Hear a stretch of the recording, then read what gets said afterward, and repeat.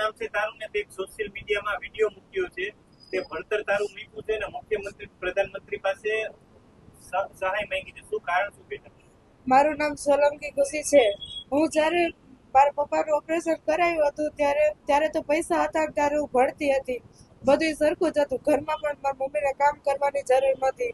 પણ જ્યારે ધીરે ધીરે પછી કેટલું ગોળું થાય, પછી મારા પપ્પા બિચારા કંઈ ખાઈ નહોતા શકતા, કંઈ પી નહોતા શકતા, તો ધીરે ધીરે આખા શરીરમાંથી બધું ઉઈ ગયું, રસી કેટલા નીકળે એટલે એવું બધું થઈ ગયું. પછી બિચારા પપ્પા હાલી ન શકે તો કામ શું કરી શકે? એક ડ્રાઈવર હોય એ હાલી ન શકે તો હરકી રીતના બેહી આખા રાતના ઉજાગરે બધું કેમ કરી શકે? તો પછી બહુ મારે કેટલું બોલું કરવું, ડોક્ટર એમ કહે કે કઈ જવાબ નથી આપતા.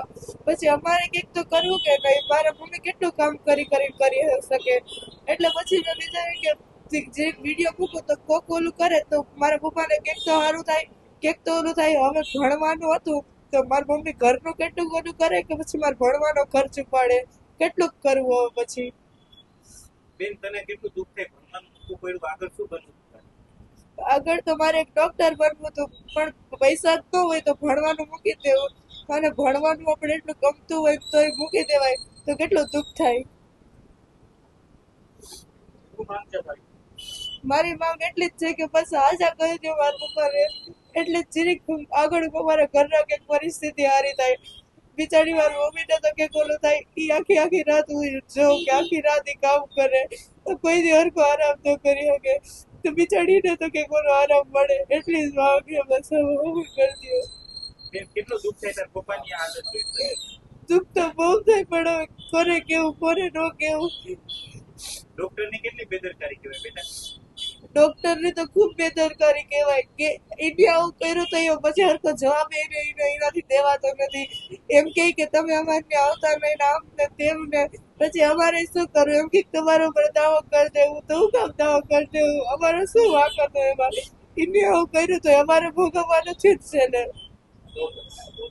પાયલબેન જીતુભાઈ સોલંકી. બેન તમારા હારે શું બનાવ બન્યો તો? કયા હોસ્પિટલમાં ગયા હતા? શું સર્જરી? મહાબીજાધામ ચોક શિવ હોસ્પિટલ, ડોક્ટર કામિલ રાજપરી.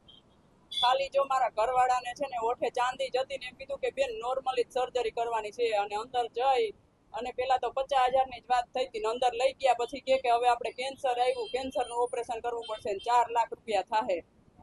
તોય મેં આ પાડી દીધી કે વાંધો નહીં, હાજા થઈ જાય ને તો કાંઈ વાંધો નહીં એમ. પણ ઓપરેશન કરાવ્યું 1 વર્ષ ને 1 મહિનો થયો તોય હજી કાંઈ સારું નથી. ખાઈ હકતા નથી, પી હકતા નથી ને હાલી હકતા નથી એમ. તો હવે તો જઈને અમે થાકી ગયા તો ત્યાં જઈએ તો હવે કાંઈ સરખો જવાબે આપતા નથી, અને એમ કે અમારે હોસ્પિટલે આવવું નહીં. મારે એક છોકરો ને છોકરી છે, મેં મારી છોકરીને ભણતી હોત ઉઠાડી લીધી, હવે મારી પરિસ્થિતિ નથી એને ભણાવવાની. બેન અત્યારે ઘરનું ગુજરાન કઈ રીતે ચલાવે? જો હું હવે ઘરની બાયણે કોઈ નીકળી નથી, છતાંય હું ઘરકામ કરવા જાઉં અને રાત્રે સિક્યુરિટીમાં જાઉં એમ 200-300 રૂપિયા આપે ને એવી રીતે હું મારું ઘરનું ગુજરાન ચલાવું એમ. અને એ ડોક્ટર તો હવે કાંઈ એટલે કાંઈ જવાબ જ દેતા નથી એમ. છતાંય હવે 2-3 વખત ગયા ને તો અમારા ઉપર દાવો કરવાનું કહે કે હવે આવશો તો હું તમારા ઉપર દાવો કરી દઈશ. તમે કઈ ફરિયાદ કરી છે? આરોગ્યમાં ગયા, બીજે તો જો વકીલ રાખવાનું ઓલું રાખવું એવી મારી કાંઈ પરિસ્થિતિ નથી, અને અમને કોઈ પોલીસવાળા કે કોઈ કાંઈ જવાબ દે નહીં. અમે જઈએ ને તો એ બેન તમારી હવે માંગ શું છે? મારા ઘરવાળાને હાજો કરી દે, બીજી મારે કાંઈ જરૂર જ નથી એમ. એને હાજા કરી દે, એ કામે ચડી જાય ને જો ડોક્ટર કીધે કાંઈ ભૂલ થઈ હોય તો એને હરખી સર્જરી કરી દે, બીજું કાંઈ નહીં. બીજું ડોક્ટરના કરમ જાણે, હું બીજું કાંઈ પૈસા લેવાની કાંઈ વાત જ નથી કરતી. હરખું એને ઓપરેશન કરી અને એને હાજા કરી દે, એક જ મારી માંગ છે, બીજી કાંઈ મારી માંગ છે નહીં. કેટલું દુઃખ થાય દીકરીને ભણતર ચૂકવવું? ઘણું દુઃખ થાય. રોજ ઓલું કરીએ પણ રોજ કોને બતાવવા જાવું? કોઈ તો કઈ સાથ સપોર્ટ કરવા રોજ તો આપણી ઘરે આવે નહીં. મારી છોકરી એ રોજ રોવે, મારો છોકરો એ રોવે કે મમ્મી મારે ભણવું, મારે ડોક્ટર બનવું, પણ હવે મારી એવી કાંઈ પરિસ્થિતિ નથી કે હું મારા છોકરાને ભણાવી ગણાવી શકું.